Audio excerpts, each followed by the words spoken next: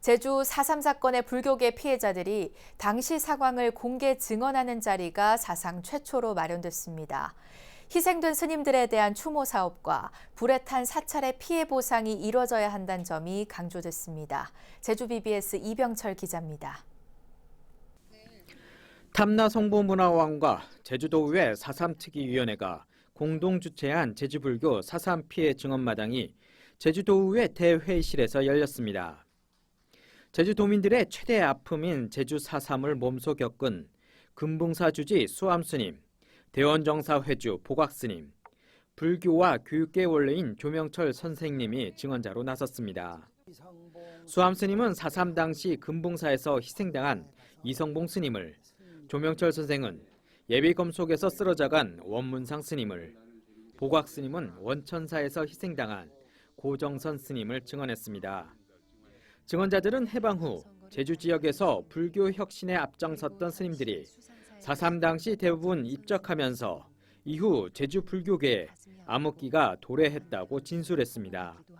그분들이 추진하던 혁신운동이 오늘날까지 있었다 하면 불교는 아마 양상이 달라졌을 겁니다. 오늘날까지 그분들이 그대 해온 일이 그대로 이어졌다면 아마 제주 불교는 괄목할 만한 그런 발전이 있었을 것이라고 생각됩니다. 특히 조명철 선생은 4.3은 근본적으로 시대의 아픔이지 좌와 우의 적대적 대결 관계에서 비롯된 것이 아니라고 강조하면서 부처님의 가르침을 통해 상생의 길로 나아가야 한다고 강조했습니다.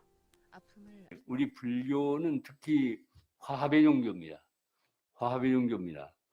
또 너와 내가 둘이 아니고 하나다 하는 그 불의사상, 이 불의사상에 의해서 바로 우리 불교인들이 앞장서서 그런 하나 되는 그런 운동을 전개하는 길이 바로 상생의 일이 아닌가 하는 생각을 합니다. 이날 증언마당에서는 4.3 당시 종교계 피해 가운데 90% 이상이 불교계였던 만큼 최근 제주 4.3 희생자 배보상 제도화 방안을 담은 제주 4.3 특별법 일부 개정안도 큰 이슈가 됐습니다.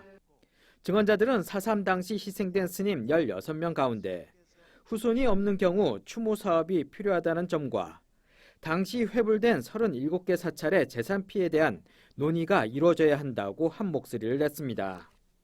제주도 4.3 사건에 스님들이 그냥 무고하게 들어가서 가신 것이 아니고 상당한 그 열정을 가지고 포교를 하다가 돌아가신 분들이 많으니까 그 정신을 보존하는 그러한 차원의 저는 4.3에 희생된 스님의 후손입니다 라는 주제로 처음 열린 제주불교 4.3 피해 증언마당.